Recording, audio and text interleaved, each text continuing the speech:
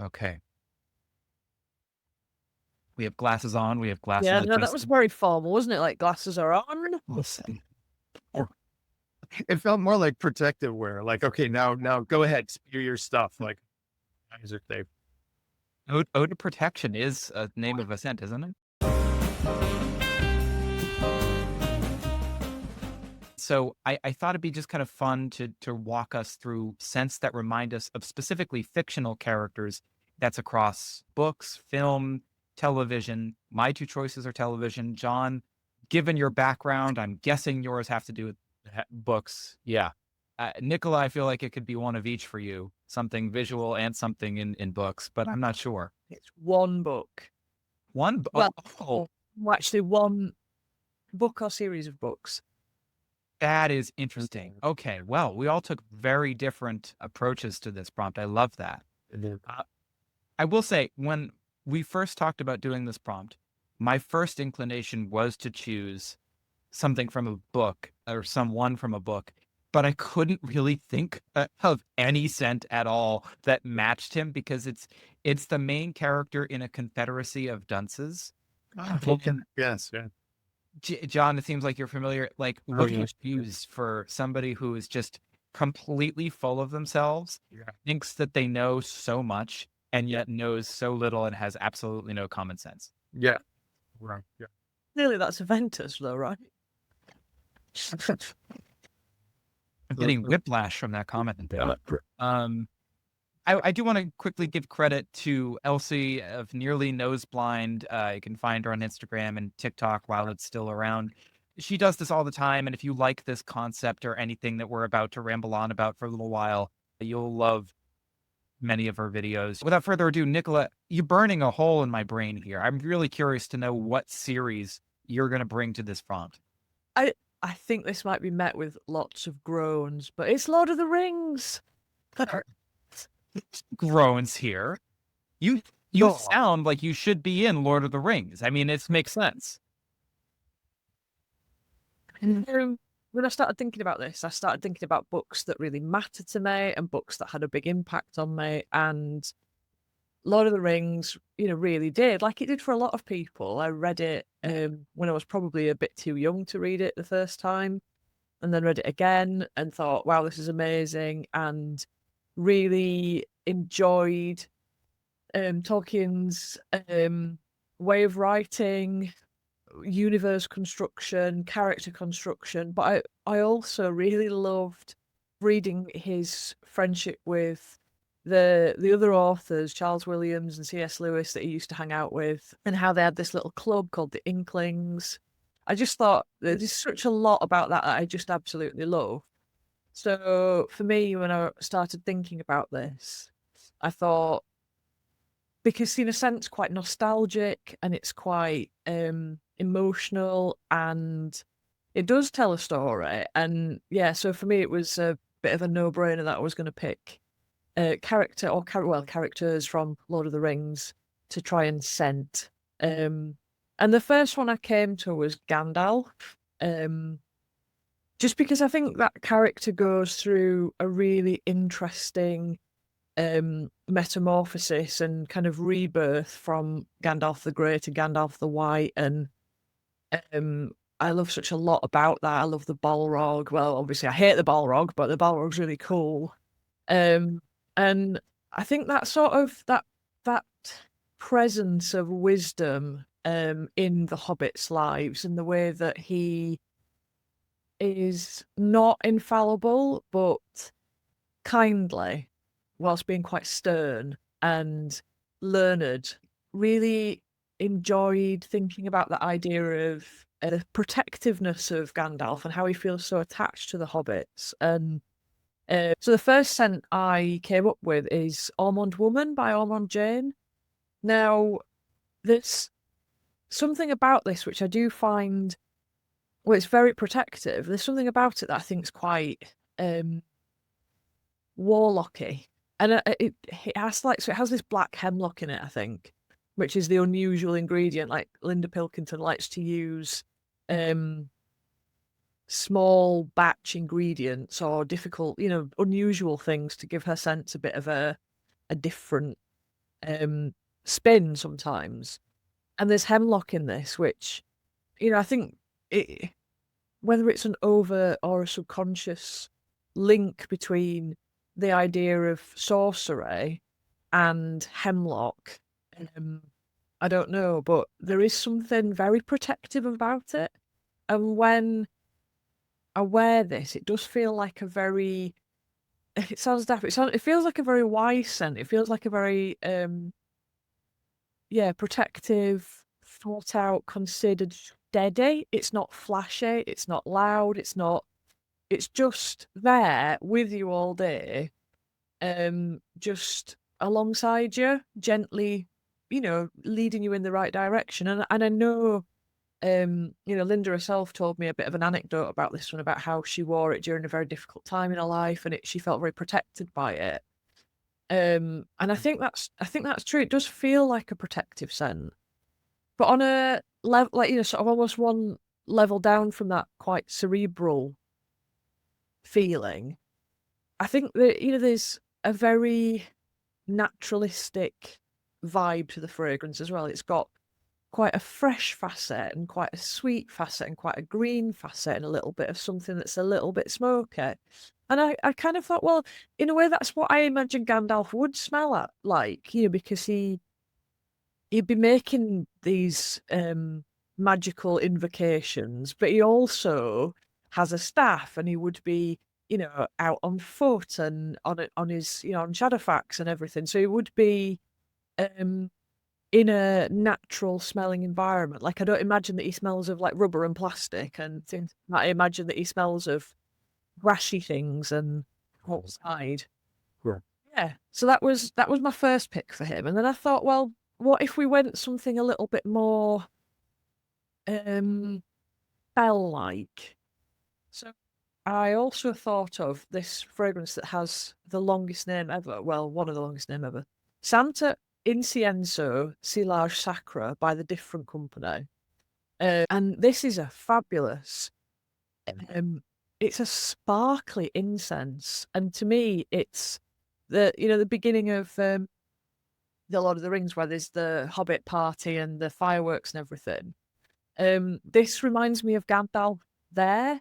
So there's that smoky feel of like, but smoke, like smoke in November when you go to a bonfire. You guys don't do bonfires as much as we do, but when we go, you go out and it's crisp, and you'll step outside your front door and there'll be that whisper of wood smoke that has this has that vibe, but in a way that's very precise, very, very directed and accurate.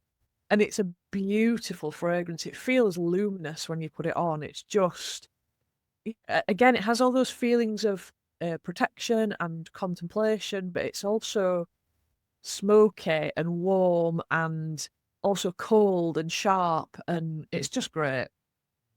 And then finally for Gandalf, I picked this, which is Seren by Wales Perfumery. Now, this is a fabulous fragrance, and they're a small UK house that are, achieving some really excellent things. And Seren means star. And again, it's the idea of guidance and light when you're in a dark place. And if you are, for anybody that is feeling a little bit down at the minute, this scent is a fabulous pick you up. When I wear it, I feel like it's returning me to a sense of balance. So, if you're feeling emotional or sad or overwrought, you put this on and suddenly you just go, everything's all right again.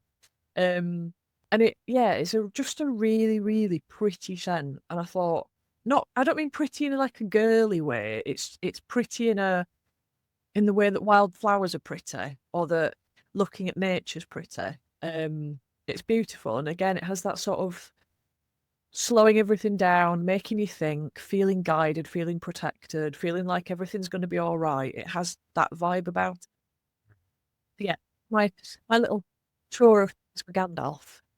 Very nice. I know the sort of Ormond Jane aesthetic you're describing, and I've just recently become more familiar with the Different Company and some of their scents, and I'm really interested in their perfumes because they also seem to have a kind of aesthetic that binds some of them together, despite how different each one is, which is thing about them. But so I could almost picture what you were describing in that one particularly long named perfume there. It's a character you could explore totally different aspects of. Fascinating, endlessly fascinating series of books that I will, will enjoy for the rest of my life, I imagine. And the fascinating thing about this exercise is that I'm sure there are many other scholars of Tolkien who might go who also might, know a thing or two about fragrance, who might go a completely different direction on this. And I Yeah. love that. And Mhm. I love the idea of like the personal ownership of the characters here. That's the really interesting part to me. I think I identified a couple of things about you that went into those selections as well. So that was gratifying. John, how about you? Do you want to go next? Yeah, sure. What's so interesting to me is, something that Nicola just said, which is true about all the things I selected, which is the theme of a metamorphosis, maybe. Because the characters that I had in mind, well, except for a tertiary character who may or may not come up, who doesn't really go through much of a metamorphosis. That's fine. But the characters I was thinking about, go through change, and either they change or do not change based upon the changes happening around them. But the very first book I thought about when this topic came up was by Nigerian writer Chinua Achebe, and that's Things Fall Apart, which you might be seeing reversed. And I have to thank a wonderful course I had in African literature in college, which utterly expanded my brain, my artistic output, everything. And this is also a book that my brother and I talk about frequently as a pretty life-changing book. But the main character, Okonkwo, who is the tribal leader of which this book discusses, undergoes incredible change, or does not, depending upon your perspective. But essentially, his entire world is upended by the arrival of, the Britons in Nigeria. And but we get quite a, he's the tribal leader of his clan, which are Igbo people in Nigeria. And he has a very structured, hierarchical, ordered world.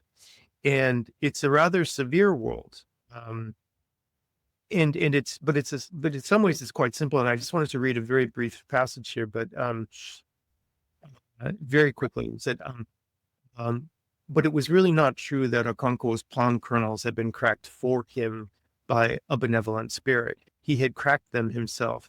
Anyone who knew his grim struggle against poverty and misfortune could not say he had been lucky. If ever a man deserved his success, that man was Okonkwo. At an early age, he achieved fame as the greatest wrestler in all his land. That was not luck. At most, one could say that his chi, or his personal god, was good. But the Igbo people have a proverb that when a man says yes, his chi says yes also.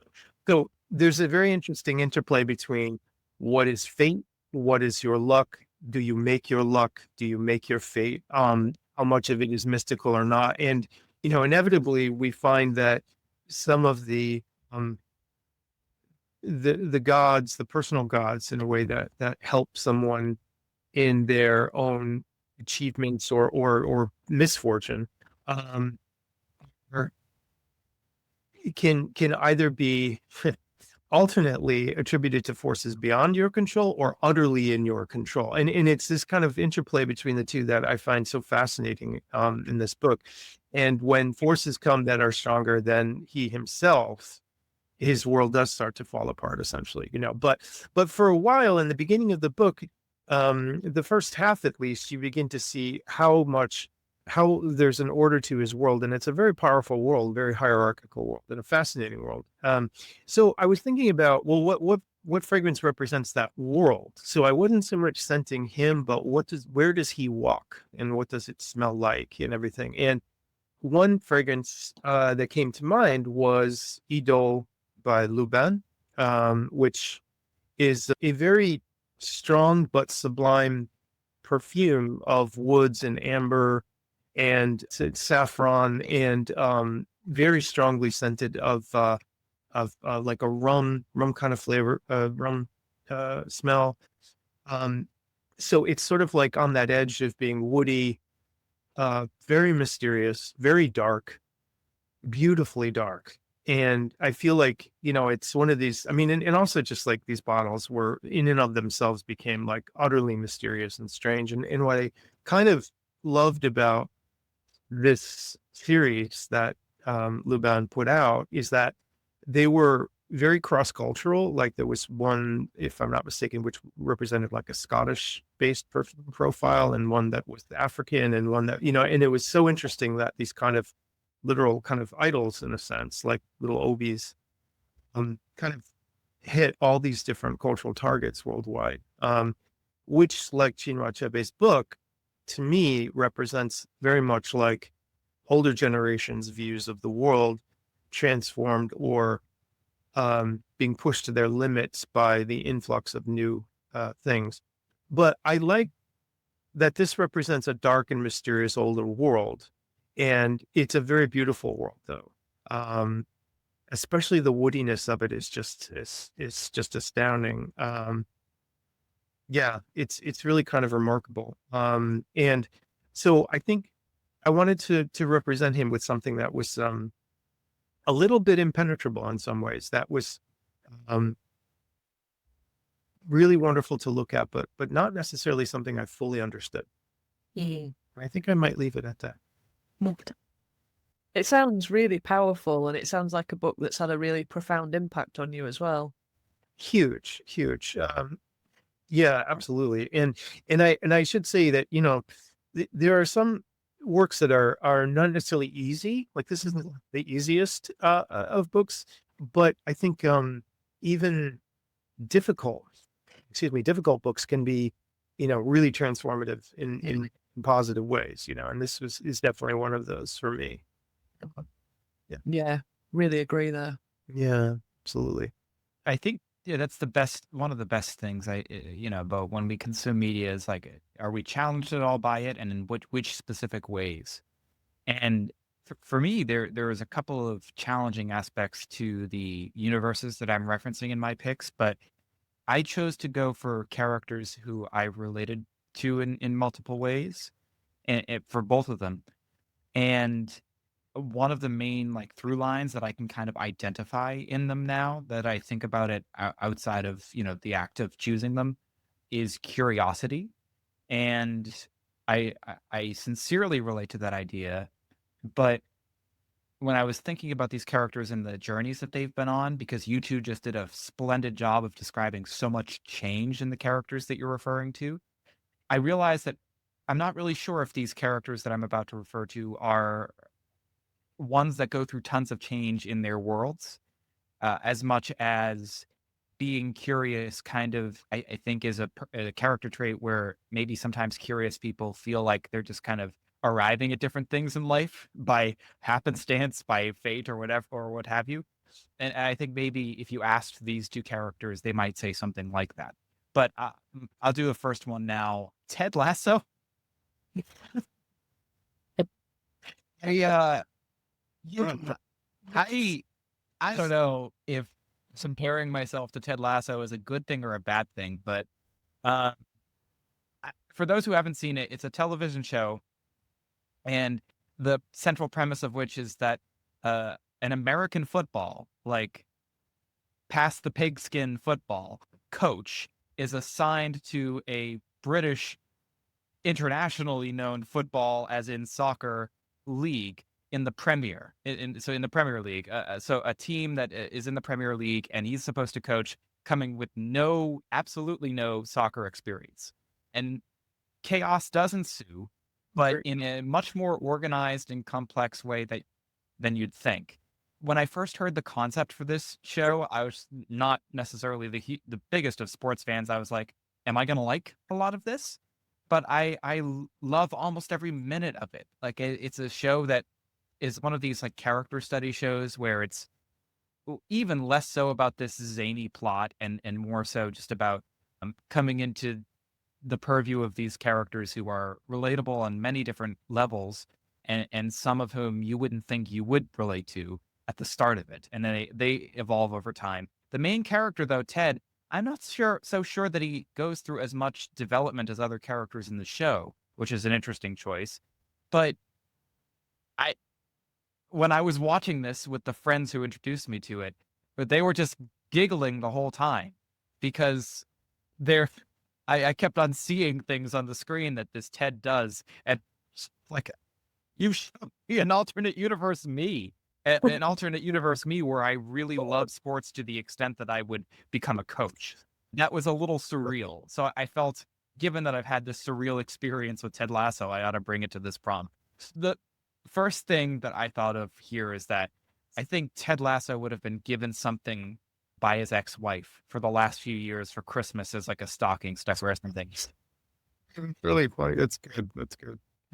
And he'd be very appreciative to receive it, So, in a couple of words, could you two help me describe who, type of person Ted is, other than vaguely similar to one Adam Forziati? It's quite prim, isn't he? I'd say quite prim. Prim. Yeah, I would say so. No, in a way. The first word that comes to my mind was earnest, but in like a kind of slightly misguided way, though. Like kind of Painfully earnest. Yeah. Painfully earnest. Yeah. I don't know if I'm painfully earnest, but no.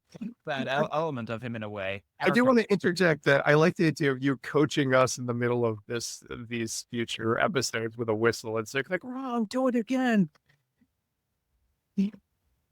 But go on. Either way, he's very capable of gratitude, I think. Mm. Like almost to a meticulous extent. So when I thought of this character who's going through a divorce in the show, I immediately thought of, well, what's something that his ex-wife would have given him these last few years before the divorce finalized for Christmas? It can't be anything particularly noteworthy or expensive or like thoughtful. He's getting divorced from this person, but it would be something that no matter what type of fragrance it is, he'd be very grateful to receive it. So I thought it'd be like cool water or light blue, maybe one of the many, many light blue flankers. Because he's going through this divorce in the show, in this fiction that I'm writing with these perfume choices, I would say where we begin in the show, the divorce is finalized. So I'm thinking he wouldn't get a bottle for that next Christmas that he spends overseas coaching in England. So what does he do? Because he's a creature of habit, if nothing else. So he'd go to his new boss, the team owner of the team he's coaching with now. And, she's a little bit more in it because she's wealthier and, she has like, Oh, I taste, see where this. Okay, I see where this. I can imagine a scene where he goes into her office, cookies in hand, biscuits, sorry. He's asking for help finding a fragrance. And I imagine him being all like, I'd like to avoid the one that comes in the little man's body, not that I have any problem with that, but I smelled it once and it gave me a migraine so bad that I couldn't lift my head for a shoebox for weeks. Things like ridiculous things that he could say. And I think the thing that she would guide him to, and the thing that I'm beginning to actually think he would smell like, is something more like a Tom Ford or like a Guerlain. And he would definitely pronounce it as Guerlain. And as far as a specific one, like I'm thinking about, and I think honestly, if I'm just going to give him something that he wouldn't have access at all to, it would be Blocky Press Club. Just a comforting, approachable amber with a bit of quirk, and that's the answer. I'm sorry for rambling, but that character deserves a ramble, and it literally is one big ramble. So I felt it was appropriate. That was great. I love the way you threaded us through all that. That was fantastic. And actually, I liked. Did I thread you? I liked your thread. I liked all the choices, and I liked the fact too. I was even thinking like that maybe he still has a little bit of cool water left, like in a bottle, and he probably sprays it like to get a little bit of that out. Like at one point, and he's like, I really need to probably buy a new bottle, or something. That was good. That was He'll break it in the process. But the final choice was, I like that. Nicola, I'm dying to know what your next choice is. It's the same series of books. Yes. Yeah, the juxtaposition between Ted Lasso and what I'm about is pretty weird. Well, All the better, I think. the next group of characters I wanted to talk about is the elves, of course. So when I was thinking about Lord of the Rings, I was thinking about the elves and how they're sort of like perfect and ethereal and a little bit untouchable, and they, if everybody else lives in colour, it's not that they live in sepia, but they live in a kind of silvered equivalent. You know, they're a little bit bleached, and it's almost like dirt doesn't get on their shoes or anything like that. You know, they're just so otherworldly, I suppose. But then I thought that whilst being otherworldly, they are, again, very embedded in nature. So I started to look for scents that had that combination of ethereal and a natural vibe. So the first one I came up with was Piano Santal by L'Orchestre de Parfum. And this one's beautiful. It's serene. It's so serene. And you know, when the elves kind of have that very degree of serenity that becomes almost austere, this is like that, but slightly friendlier. It's so dreamy and gauzy and milky and misty and soothing and all those like lovely things, you know, and it really gives you that sense of like white light that I imagine the elves are sort of suffused with. So that was my first pick for them. But then I went Bois Farine by L'Artisan Parfumeur. And I thought this because it's such an interesting scent, this, and it's one that I frequently just pick up to smell. And it has, I was thinking about, you know, the homeland of the elves and how they've got this kind of, I hesitate to call it agriculture, but I suppose it almost is. But there's something about this that is slightly cereal-like. Again, slightly milky, slightly suffused with a white light feel, but also nutty and dry. And I imagined that if, you know, like, because I imagine dirt does just literally fall off the elves.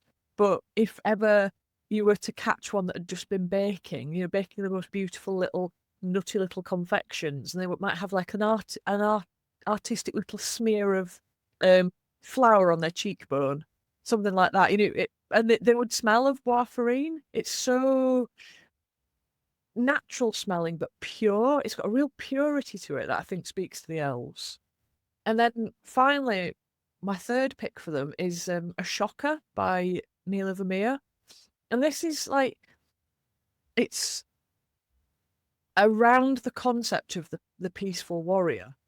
And it has, when you first smell it, it feels very peaceful.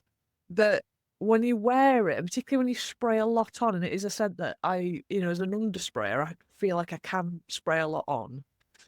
You get another dimension to it, which is this turbulence. And I thought that spoke to me of the sort of the elves' desire for literacy and learning and just sort of sitting peacefully in the woods and playing music and stuff like that. But we're drawn into this conflict. And there's that, you know, kind of turmoil going on in the background that they don't really want to be part of. And some of them, you know, decide they're just going to get off in the ships and, you know, and sod off and get away from it. But some of them do get involved. And it's that kind of, yeah, it's that feel of conflict when you just want peace. So yeah, that didn't lead on very well from Ted Lasso, but Wiggler is so good at this. Oh, very, very. I thought oh, sorry to interrupt that. Media properties take note. Hire Nicola. If you could create a scent-based experience for you. I thought the Warfarin was particularly interesting because that's such a peculiar. Well, I was going to say it's such a peculiar scent. I feel like people speak quite reverently of Warfarin, because I think also because when it came out, it was it was very unusual. But all the things you said about it were all rang true and sort of ticked off boxes where you're like, yep, it smells like that, it smells like that. And there is an interesting part where it is this almost like storehouse and wheat kind of. Yeah. But when you said that, I thought, but what's interesting? Like where my brother lives out in Iowa where his wife is from, like those grain silos or something. Like there's some of the like most lean and waterproof, kind of structures you can imagine, as opposed to of just a heap of seeds somewhere or something where there actually is something very pristine about them in a way, right? And I thought that is interesting. There's almost something slightly untouchable and almost magical a bit. That, right? It's kind of a fascinating duality purpose there. That's so interesting. And it does exactly the kind of elven character you're describing. Yeah. Cool. I'm glad that works. Yeah. Yeah, it really does. It really does. But I wouldn't have thought that. I would not have thought that. But as you put it, I'm like, yeah, that makes tons of sense. That's really good. Nice.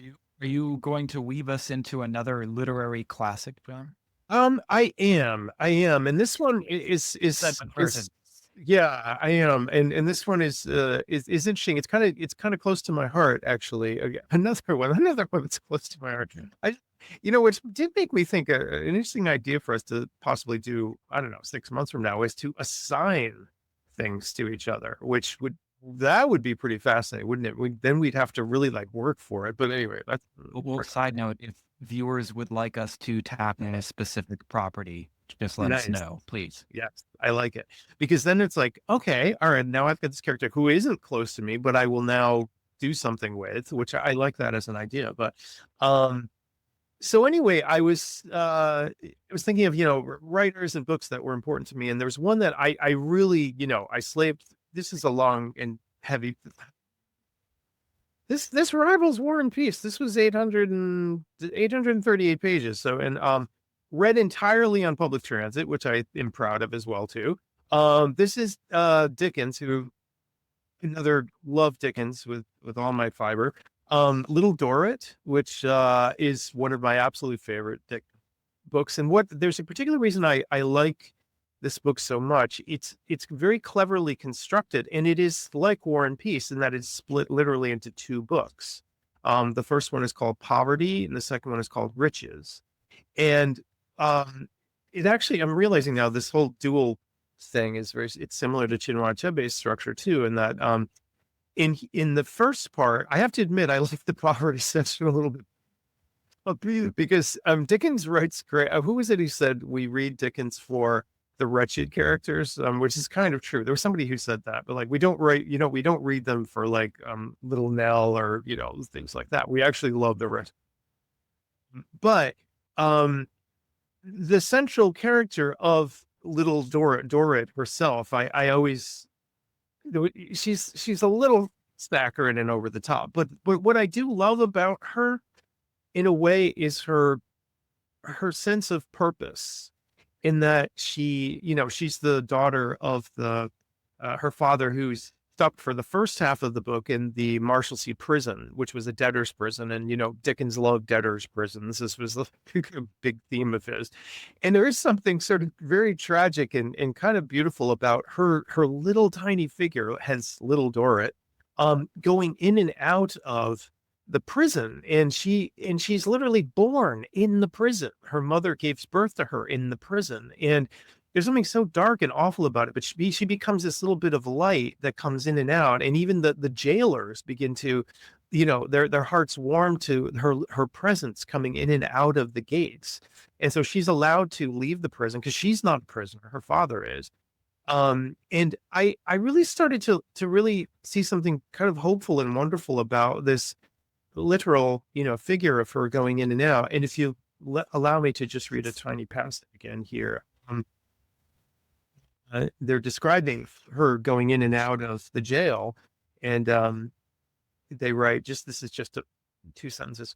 Worldly wise in hard and poor necessities, she was innocent in all things else, innocent in the midst through which she saw her father, in the prison, in the turbid living river that flowed through it and flowed on.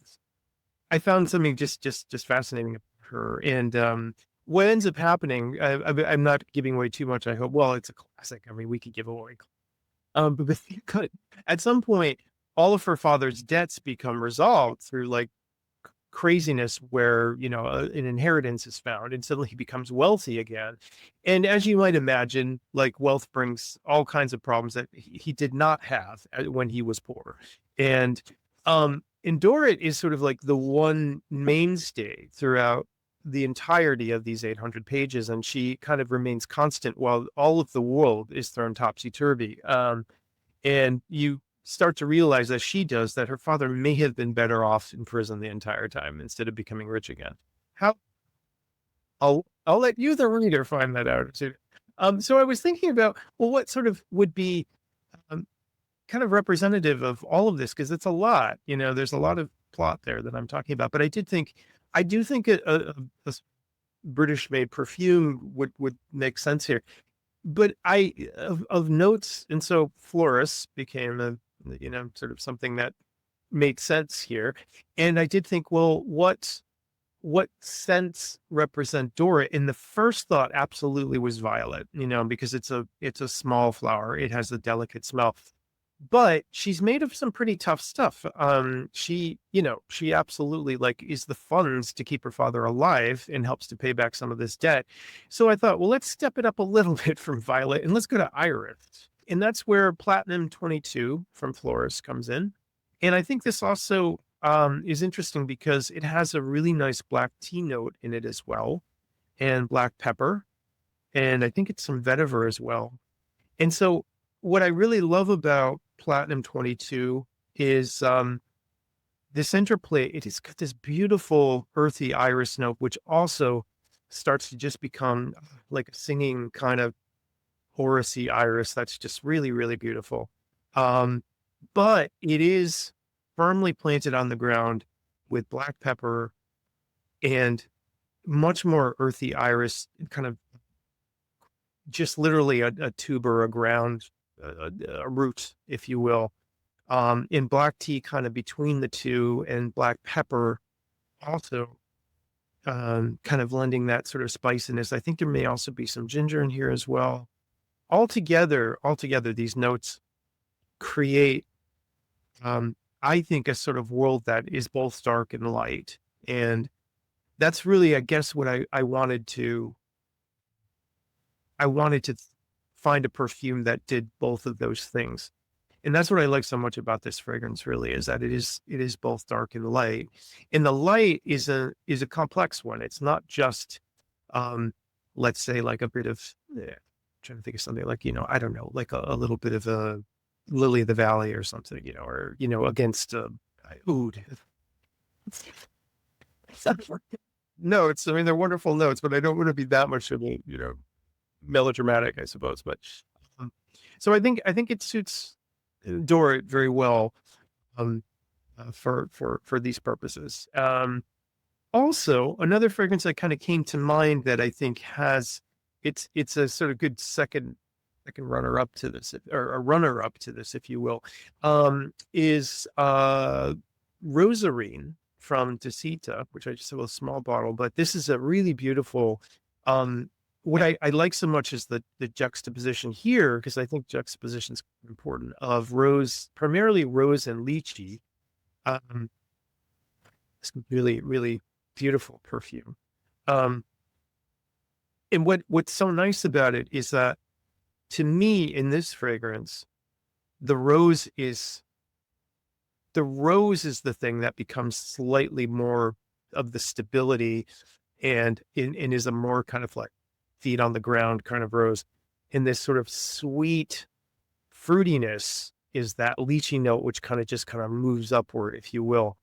And the two have this great interplay of light and shadow, which is really a lot of like what Dorrit in her world is like, particularly in the beginning, but I think it also represents a little bit more of the riches that come afterward when she leaves the Marshalsea prison and she enters the real world of money, if you will, with her father.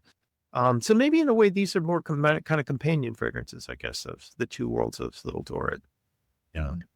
Yeah. So that's You're giving yourself license to choose different fragrances is dangerous for me. oh, Because for different my parts. final pick, Please. you know this already, John. I was having difficulty figuring out what fragrance I would choose, even though I knew I wanted to pick this character. And I thought I settled on one that I'd be bringing. And then it turns out there were two others that might be a little bit more appropriate. Anyway, have you both seen Twin Peaks by any chance? Yes. Yes, but it was years ago. Even still, Nicola, I'm sure you might be able to guess which character I would bring. I mean, there's just no question that it's Dale Cooper, right? There's just no question. And I don't know, I make the case that Dale Cooper and Ted Lasso would get along. I'm not going to disagree with that. Although it could be one of those scenarios where, because they have too much commonality or too much common ground, that they might not dislike each other, but they might not actually have very substantial conversations. I don't know. One will never know. For those who are not David Lynch inclined, Twin Peaks is like a surreal buddy comedy horror, for lack of a better term, where it's very strange, but warm and nostalgic and horrifying and curious in equal measure. And that's the world, and it takes place in the Pacific Northwest, and that's it. That's all you need to know. Go watch it. It's great. It's a quirky character study, too. If you like quirky characters that are kind of hard to nail down in terms of what they'll do next, Twin Peaks is for you. But the subject character here that I'm referring to is Agent Dale Cooper. As you might suspect by that title, he is a detective investigating the presumed murder of a young girl in high school. And then the plot kind of unfolds from there. So, kind of like Ted Lasso, Dale Cooper is very curious, but he's also a character full of some contradictions in a way, which I think makes him a successful character, or at least one that's easy to like. He is both sweet and yet sternly full of purpose, and takes his work very seriously, and he's in a serious line of work to begin with. He's capable yet silly. I think he's organized yet willing to dive maddeningly deep into something. So I think those sort of contradictions make him particularly interesting, and also made it very difficult to choose a scent for him. He's a firm believer that one should treat themselves every day in some small way. That was like a through line for me. My wife is a huge Twin Peaks fan as well, and we've enjoyed watching it together, at least 2 run-throughs of it. And so I asked her, and the notes she gave me are as follows. The treat thing that I just explained. She felt he was very clean, regimented, and then just sort of vibey terms. She threw in rain and trees. And I guess that all makes sense given the universe that he's in, given that it takes place in the Pacific Northwest, and given that he literally comments on the stunning nature of several trees. And he does seem to have an appreciation for working in the outdoors. What is a curious, warm, yet kind of mystical, friendly, but full of purpose and organized and regimented? What does that mean in fragrance? What fragrances could possibly cover at least 3/4 of that or half of that? And so I think I eventually arrived at something like Cape Heartache from Imaginary Authors, where it is literally kind of sweet at points, and yet it's also wispy and imaginative. It has a mood that is playful, but has some serious elements used to portray that playfulness. It has a strawberry note, but it has some very deep, deep woodsy elements in it as well. Although on this very recording session, on this very call, I started to double guess myself because, Cape Heartache is a rather sweet fragrance, and there is something of Dale Cooper being in this world and in this dark plot that makes me think it's not the most appropriate tonally. And so my mind also then goes to the 4 Scent series from Comme des Garçons, the one with Yoyogi in it. I believe they also have one that's like dedicated to, I think they have one that's like dedicated to Cyprus, if I'm not mistaken.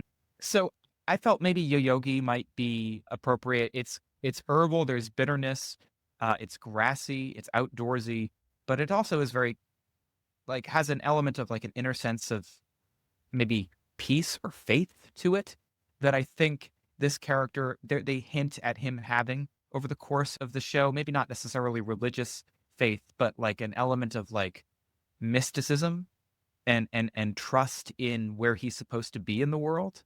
And I think maybe those sense, all 4 of them probably align with those aspects of it. I kind of chose Yoyogi because I remember that being a little bit more serious in tone than a couple of the others to me.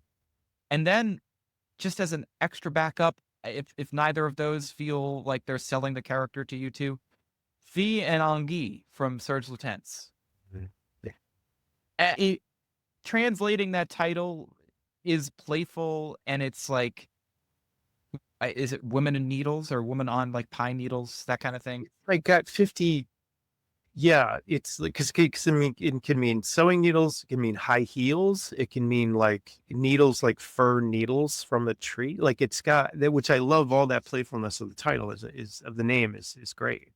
The scent is sort of like a through line between the other 2 scents I mentioned. The Fianangi is a well-beloved and celebrated perfume. I think it's several people in the influencer community's favorite fragrance. It's a atmospheric scent in and of itself that I think is befitting of any character from that show, but specifically this one. I would also argue, though, that the name of the scent is sort of like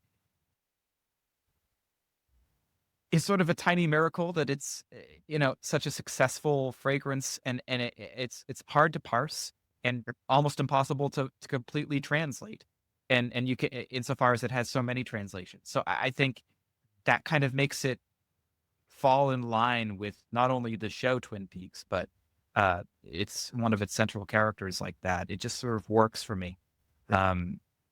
So those are my selections for Dale Cooper. I think you could bring that character in many directions, scent selection wise. John, I know you've seen it more recently. It sounds like. Do you have any bone to pick there with those selections? I was just going to say what I think is interesting about all your choices is like you can. What I think so interesting about him is that he's such an interesting character in and of himself, but he's often just thrust into these crazy circumstances, crazy worlds, particularly in some of like Fire Walk with Me and other pieces where he's kind of wandering in places that he's not quite sure where he is. And so there is that kind of, you said he's a little bit mystical, but he's also sort of put into weird mystical places, which is interesting. So I like that idea of, I don't know, like Fianagi to me has been very grounded, but sometimes I'm like, what planet did this wonderful smell come from? Which also feels like something he might experience. So as a character. So nice choice. Nice choice. Thank you. This exercise is endlessly fascinating to me, and I could do it all day. But to put a bow on it, I think the way that we all went about this, Nicola, you seem to go about it in a very studied way where you were referencing not just what you liked about the characters. In fact, I think really you took a very different approach from that. I think you went towards like just examining the characters in depth, from a literary perspective. Like you chose what I would say is the most objectively true way to do this completely subjective exercise. I'm kind of a little bit obsessed with the way you went about it because I don't know if I have it in me to do it the same thing. That's funny. And John, I think you went like your direction was maybe more similar to Nicola's than mine, but it felt like the way you kind of interpreted this was more along the lines of like the books that you chose presence outside of their own worlds that they create.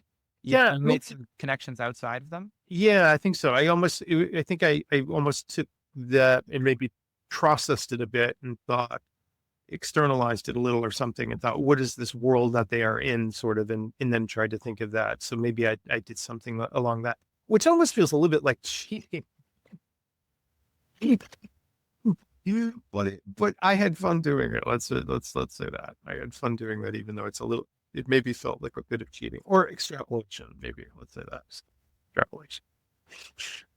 Fun topic though. Let's readers and listeners enjoy that. Let's do another one. Yeah, So let's take that opportunity then to inspire our viewers to write their own suggestions, not only for us to do, but what they would associate with several characters in the comments. agreed. I mean, I feel like I would have a blast just reading anybody else's correlations. Absolutely. And I think what would be fun for us too is if people have some characters or scenarios in mind that they think, wow, how could I possibly pair a scent with this character? We would love the challenge of trying to do that, actually. I mean, particularly something that I'm not familiar with. I know I would love to do that and get to know and go through that exercise. So we'd love to take that on, I think. But Let us write your fanfic in scent. Thanks.